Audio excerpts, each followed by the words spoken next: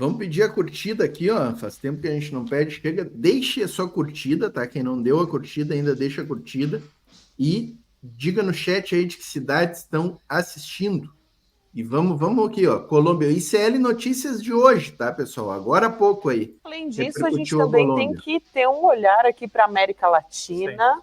Situação muito tensa por aqui. Pouco está se falando nisso, né, Rodrigo? Sempre. América Latina, a gente tem sempre turbulência. O Jornal Nacional não vai falar.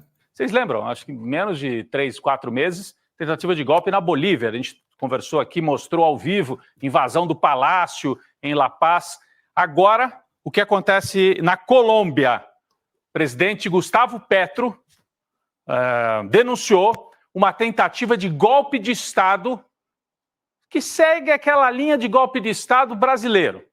Golpe de Estado parlamentar, jurídico, via justiça eleitoral. Está aqui a manchete do Mídia Ninja. Petro denuncia golpe de Estado e pede mobilização de organizações sociais. A acusação do presidente colombiano surge depois do Conselho Nacional Eleitoral, que seria o TSE de lá, ter decidido abrir uma investigação contra ele e a sua equipe de campanha por alegadas irregularidades. Aí você fala assim, é porque acabou de terminar a eleição, então eles estão em cima. Não, a eleição foi em 2022. Mais de 2 anos depois, estão tentando dar um tapetão, puxar o tapete para tirar o Gustavo Petro do poder. Daqui a pouco eu vou explicar, mas é mais ou menos o seguinte, o Conselho Nacional Eleitoral diz que o Petro gastou mais do que estava programado e do que a lei permite. Já o Gustavo Petro diz, Conselho Nacional Eleitoral, que na Colômbia não é tribunal, é administrativo, para administrar a eleição, não tem poder para destituir um presidente que foi eleito pelo povo. Por isso que ele diz, é uma manobra golpista para tentar afastar alguém que ganhou a eleição. E outra coisa que é importante, né? Este mesmo Conselho Eleitoral da Colômbia aprovou as contas do Petro anteriormente.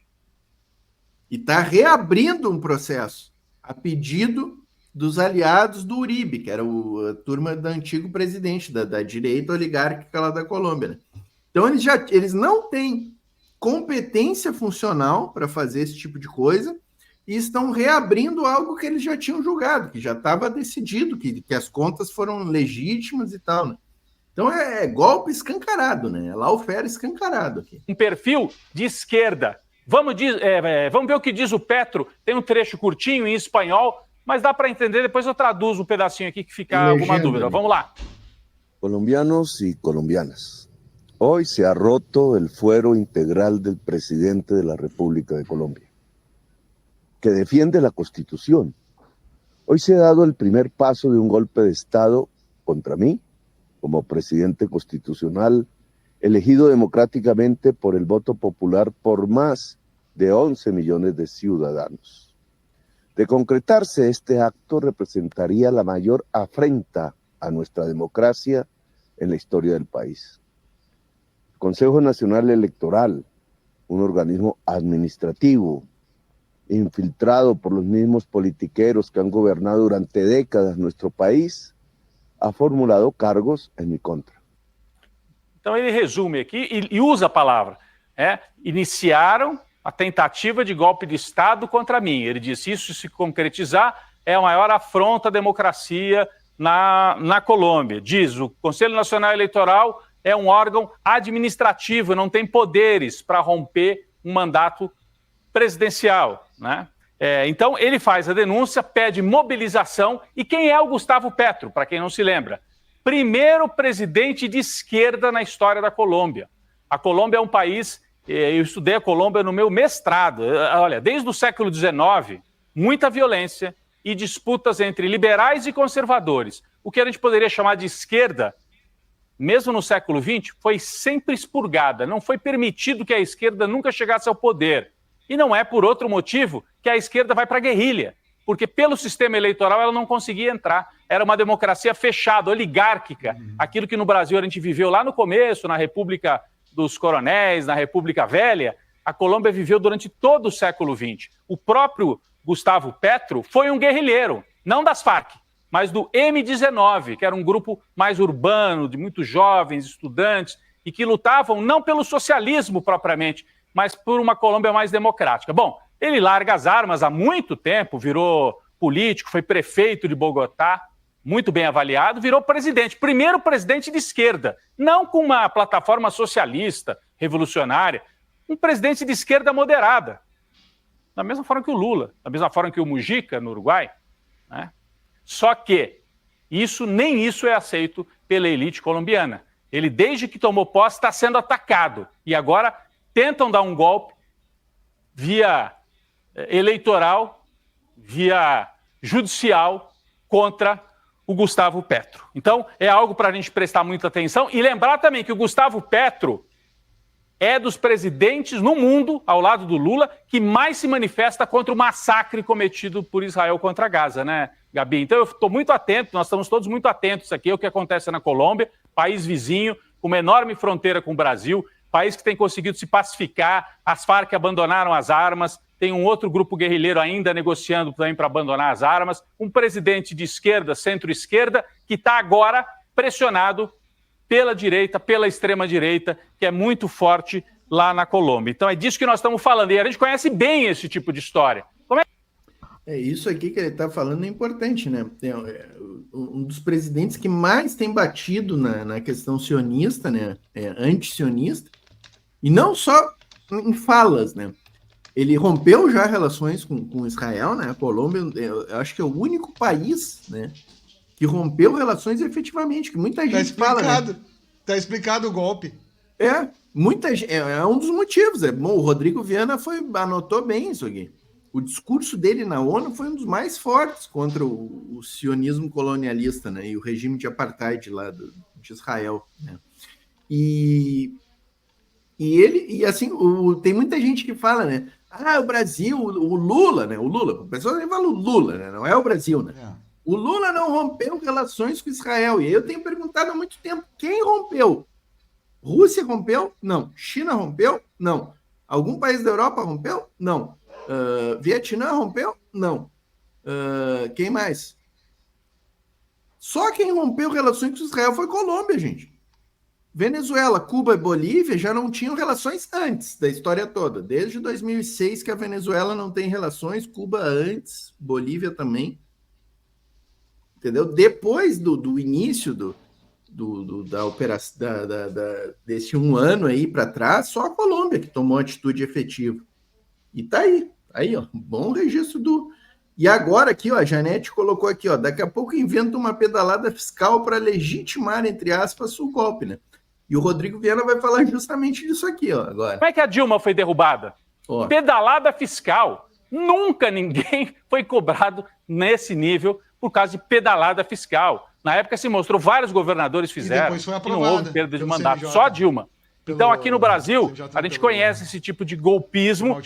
Mas foi pelo parlamento, seguiu as regras. Então, que regra? Não teve crime de responsabilidade. Por causa de pedalada, tiraram o mandato de uma presidenta eleita, estava em crise, tinha problemas políticos e tal, mas foi derrubada de forma golpista. E Mandar um abraço aqui para o nosso camarada do Caverna TV, ó, Salada Maleico na área, se derrubar é pênalti.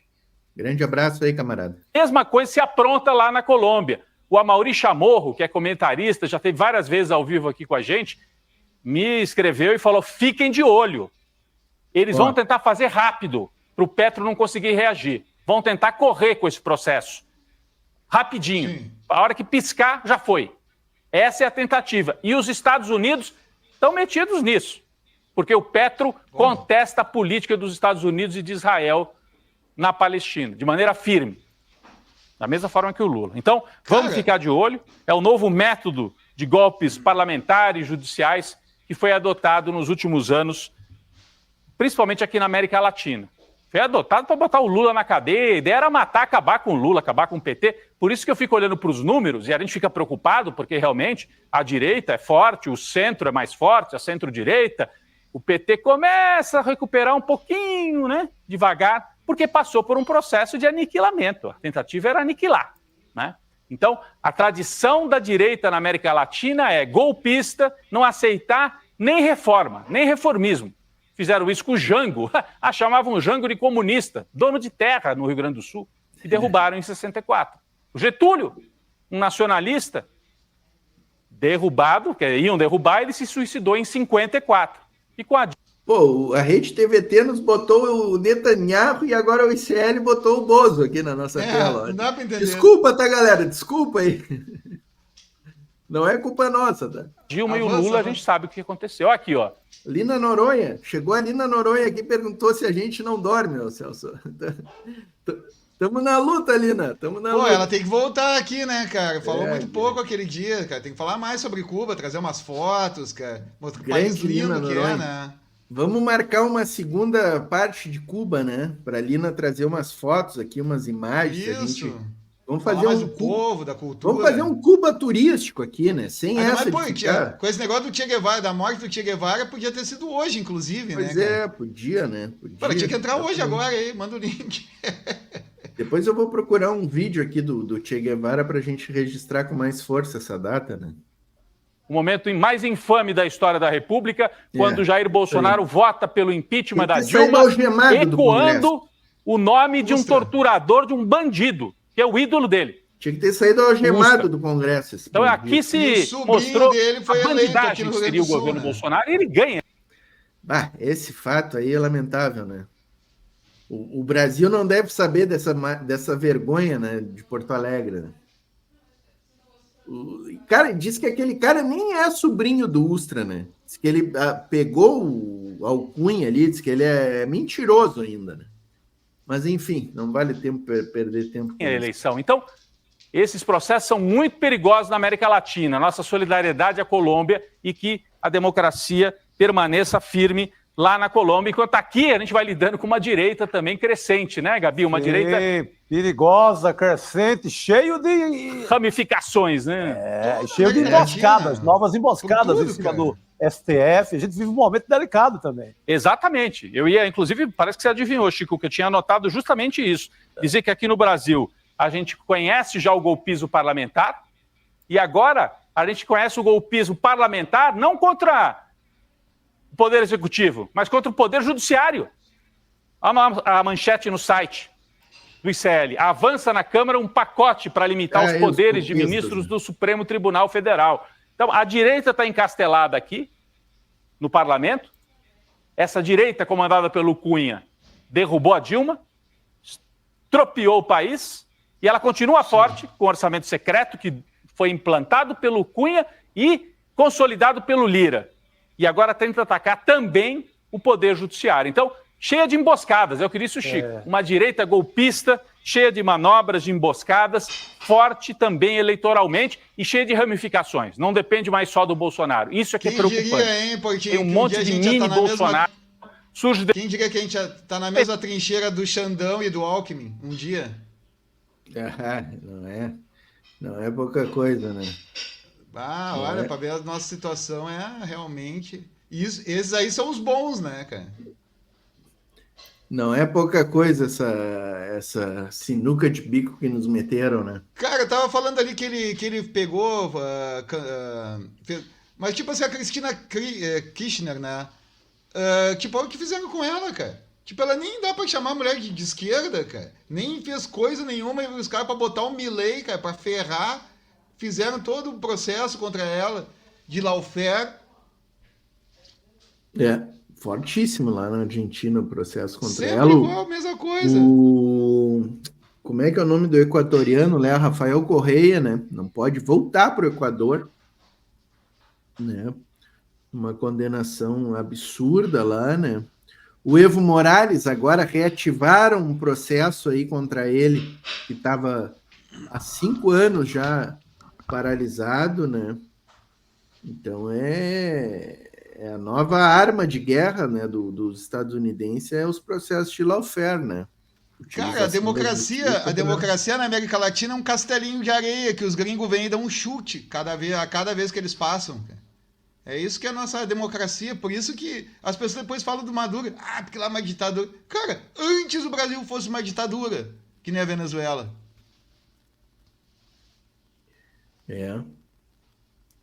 Ditadura por quê? Porque lá ele tem apoio da população, porque lá ele tem apoio do Congresso, lá ele tem apoio do Judiciário, coisa que é o contrário. Aqui o Lula não tem nem apoio da esquerda, só vê pelo chat aí. Metade do pessoal aí do chat caga na cabeça do Lula. Essa é uma questão que a gente vem falando muito aqui no canal, né? E eu tenho visto muito aí o Lula ser alvo de pau para tudo que é lado, né, gente?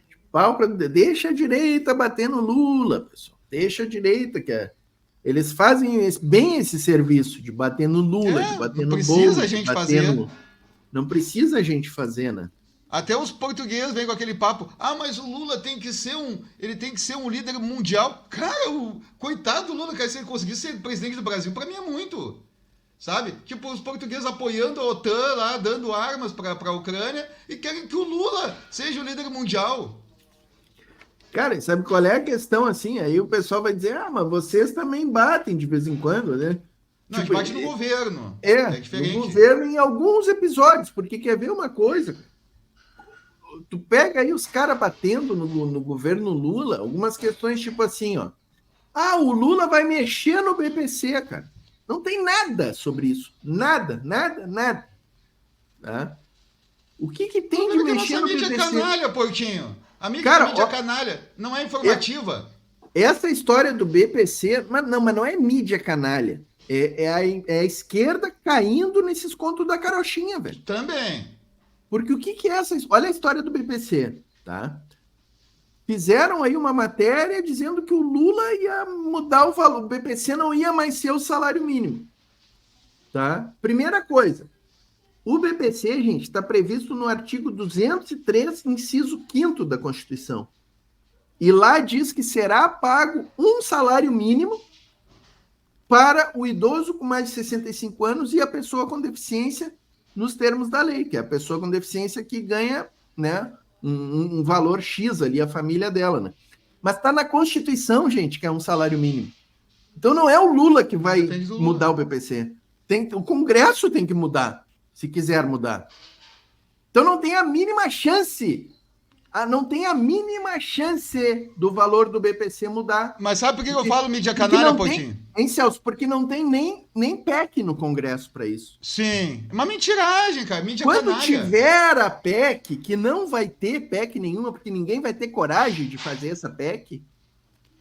Mas a esquerda, o pessoal da esquerda, já está metendo pau no Lula, quer mudar o BPC. Mas os caras vão ver a Globo e depois ficam repetindo as baboseiras, né, meu? Me diz uma coisa, tu que vê a Globo aí. Tu viu falar na Globo que pessoas acima de 60 anos de idade têm direito à internet grátis? Não. Tu sabia disso? Não. Não sabe disso? Qualquer pessoa acima de 60 anos. Esse é uma lei. Qualquer pessoa acima de 60 anos tem direito à internet grátis. Mas não funciona essa lei no Brasil. Não sei, cara. Se as pessoas não sabem e não pedem... Vou avisar minha sogra aqui. Tá pagando. Sim, pois é. Eu pergunto qual é a função da mídia? Não seria informar coisas que são benéficas para a população, para ela poder usufruir? Não. Assim, ó, Celso, quer ver outra coisa? Teve um camarada que botou aqui no chat, tá? Não vou nem procurar o nome dele, porque eu não quero criticar ninguém. Vou criticar o comentário que ele fez, tá? Alguém botou assim no chat, ó. Vocês valorizam esse crescimentinho de PIB de 3%? E aí, em cima disso, gente... Tá aí, ele valoriza... Não, me diz assim, eu quero saber assim, qual é o crescimento que é bom para ele? Não, que ele queria que fosse? 3% ao ano é pouco? Mas vamos pegar assim, ó. Qual é o crescimento... Deve ser economista para casa para falar essa besteira dessa. Qual é o crescimento do mundo, para começar, tá? Primeiro lugar, assim, ó. O PIB não é um marcador bom de crescimento. Tem mais isso. Tá? Mas é o que tem, é o que tem. A gente trabalha com ele, mas a gente sempre tem que dizer isso aqui, ó. PIB não é marcador para a esquerda, é marcador de direita liberal, PIB.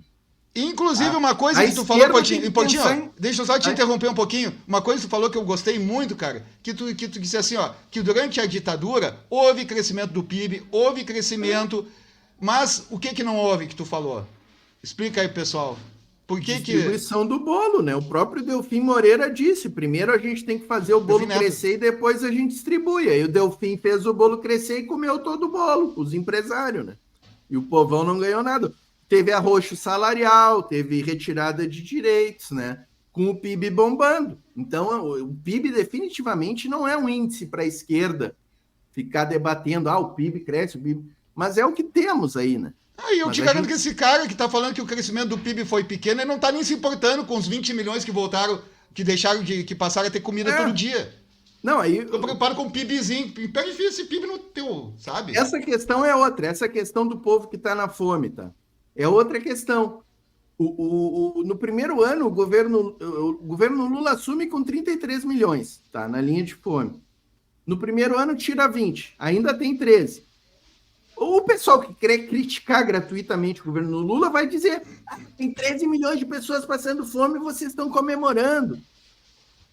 Sabe? Todas essas questões têm dois lados, cara. Deixa que a direita vem com esse argumento que tem 13 milhões passando fome. Nós temos que comemorar que saíram 20 da linha da fome, porque se o Bolsonaro tivesse ganho a eleição em qualquer outro governo de direita, nós ia estar com 50 milhões na fome agora. E é isso. A questão do PIB, tá? O Brasil cresceu 3% nos últimos 2 anos aí. Tá? A expectativa era crescer menos de 1%, gente. Cresceu 3% porque o governo, não é por sorte, não é porque veio dinheiro do estrangeiro para investir no Brasil, não é nada disso. E por que não cresce mais? Não a pessoa que está falando isso, ela sabe por que não cresce mais? Ela tem noção do porquê que não cresce mais de 3%? Por causa da taxa de juros, que está alta, né? Vão botar também, a culpa dos juros altos é do Lula também, né? É que nem o Galípolo esse. Eu falei há 1 ano atrás, o Celso está de prova aqui. Há 1 ano atrás, eu falei que o Galípolo não vai baixar os juros como a gente quer, mas ele é muito melhor que o Campos Neto. Ele é muito melhor que o Campos Neto, gente. Mas quem é que não deixa? Né? O rentismo, essas campanhas, tipo esse papo furado aí que a gente ouve no chat, sabe? Então tem aquela história, né? Se tu quer criticar o governo Lula, cara, critica bem criticado, cara. Não fica criticando com base aí que eu vou te dizer o seguinte, nesse ponto que eu gosto de Jones Manuel, porque ele critica de cima a baixo, critica o Lula, critica o governo, critica o sistema, pelo menos ele tem coerência, cara. Pelo menos isso. Eu não gosto, mas ele tem coerência. Pelo menos ele dá uma conscientizada na galera, né? Pelo menos faz isso, né? Ele pelo menos está sendo uma forma revolucionária. Pelo menos ele diz que, a saída pra merda que é o governo Lula, ele vem com ele fala dessa história essa história do BPC, eu vejo ele falando sempre. O Jones Manuel vem com esse papo do BPC Loas, entendeu? Mas pelo menos ele diz, a saída é mais à esquerda, né? Lá para, né, não, ele dá uma solução ali, que a saída é revolucionária, tal, é meio, né?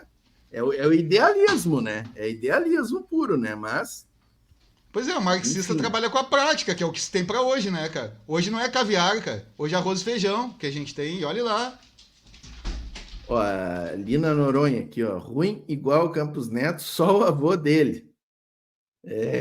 O avôzinho dele era terrível, né?